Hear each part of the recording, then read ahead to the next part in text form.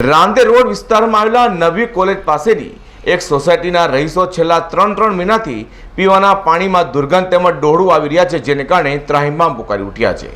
આ અંગે અનેકો ફરિયાદ કરવા છતાં પણ પાલિકા દ્વારા ઉકેલ ન લેવાતા રહીશોએ આંદોલનની ચીમકી આપી ગંદા પાણીના લીધે રોગચાળાની ભીતિ પણ સેવી રહ્યા છે।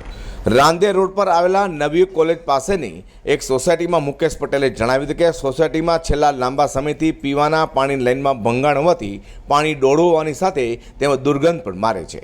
પાલિકાને આ બાબતની વારંવાર લેખિત ફરિયાદ કરાવવા છતાં પણ રાંદેર ઝોનના હાઇડ્રોલિક તથા આરોગ્ય વિભાગ દ્વારા આનો ઉકેલ લવાયો નથી। લીકેજ શોધવા અલગ અલગ સ્થળોએ ખાડા કરી તપાસ કરાઈ ખાડા પૂરી દેવાય છે। ફોલ્ટ ન મળી હોવાથી સમસ્યા ઠેરની ઠેર રહી છે। જો સમસ્યાનું તાકીદે નિરાકરણ ન થાય તો આ વિસ્તારમાં રોગચાળો ફાટી નીકળવાની પણ ભીતિ સેવાઈ રહી છે। હું મુકેશ ભગવાનદાસ પટેલ।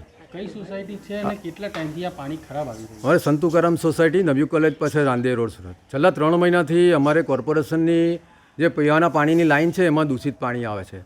અમે આ પહેલાં 2 વાર અને અત્યારે 1લી તારીખે પણ ઓનલાઈન કમ્પ્લેન કરી હતી।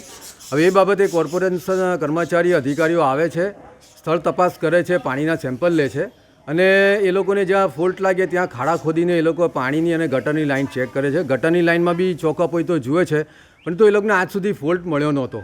હવે રોજ સવારે 7 થી 9ની વચ્ચે જે પાણી આવે છે એમાં અડધો પોણો કલાક સુધી ખૂબ જ દૂષિત અને સમજો નહીં કે ગટરનું જ પાણી ખેંચાઈને આવી જાય છે અને એના કારણે અમારી સોસાયટીમાં ઝાડા ઉલટીના ઘણા ઉપદ્રવ થયો હતો। બધાને ઝાડા ઉલટીની દવા કરવી પડી હતી, રોગચાળો ફેલાયો હતો।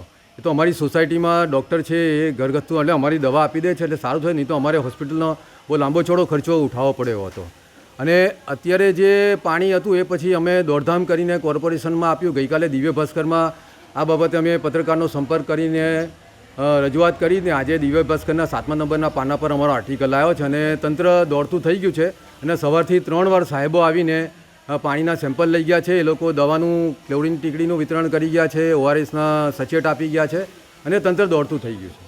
સંત તુકારામ સહિતની અનેકો સોસાયટીમાં આવી રીતે ગંદુ વાસમાતું પાણી આવી રહ્યું છે, જે અંગે રાંદેર ઝોનના કાર્યપાલક ઇજનેર CB વસાવાએ કહ્યું હતું કે અગાઉ પણ આ સોસાયટીમાં ગંદા પાણીની સમસ્યા હતી, ત્યારે ફોલ્ટ શોધી શોર્ટ આઉટ કરાયો હતો। જોકે પાણી લાઇન સડી ગઈ હોવાથી લીકેજ નજીકની ડ્રેનેજ લાઇન સાથે જોડાઈ જતા ફરી વખત ગંદા પાણીની ફરિયાદ મળી છે।